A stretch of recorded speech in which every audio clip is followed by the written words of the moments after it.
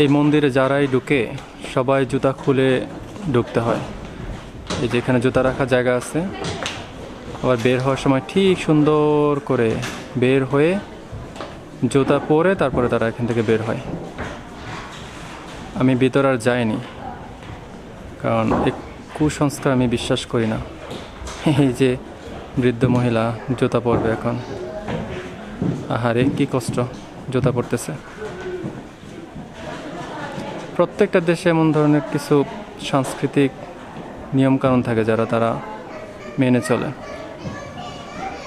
আর এই জন্য মনে আমরা একটু মতভেদে পার্থক্য থাকে। সবাই যে যার মতো জুতা খুলতেছে, জুতা পরতেছে।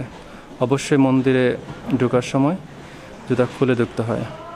তো এখানে যারা আসবেন ঘোরার জন্য, যারা স্পেশালি মুসলমান, এইটুকু জায়গা আপনারা ভিতরে ঢুকতে পারবেন না।